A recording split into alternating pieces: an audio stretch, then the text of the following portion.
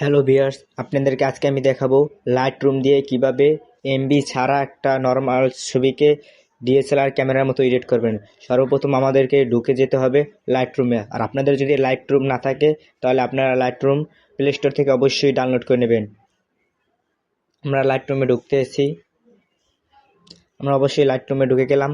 তারপর আপনারা এখান থেকে আপনাদের পছন্দ মতন ছবি সিলেক্ট করবেন। আমি আমার পছন্দ মতন আমি একটা ছবি সিলেক্ট করে নিলাম।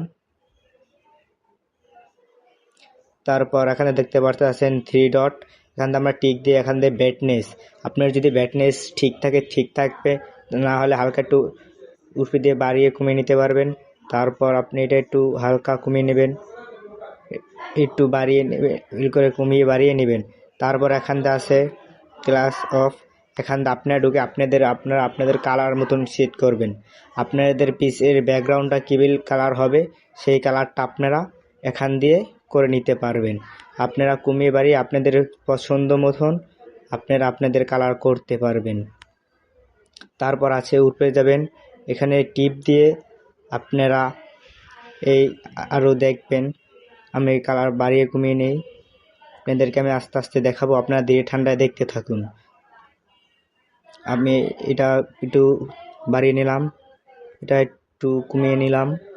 আমি বললাম এমবি ছাড়াই দেখতে পারতেছেন করতেছি, আপনারাও চাইলে করতে পারবেন এমবি ছাড়া। একটা সাধারণ ছবিকে আমি কিভাবে একটা ডিএসএলআর ক্যামেরার মতো করে ফেলতেছি আপনারা দেখতেছেন। আপনাদেরকে দেখাবো আমি কিভাবে করতেছি, আপনারাই আমার এই ভিডিওর মাধ্যমে দেখে প্রসেস নিয়ে শিখতে পারবেন। আর আপনারা যদি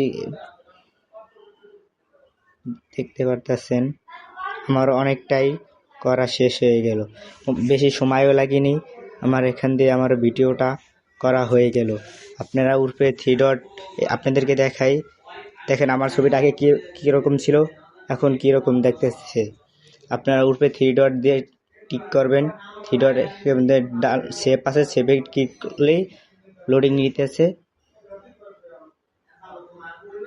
তারপরে আপনার ভিডিওটা সেভ হয়ে যাবে। আজকের ভিডিও এই পর্যন্তই, ভালো থাকুন, সুস্থ থাকুন, আল্লাহ হাফেজ। দেখা হবে নেক্সট কোনো এক ভিডিওতে।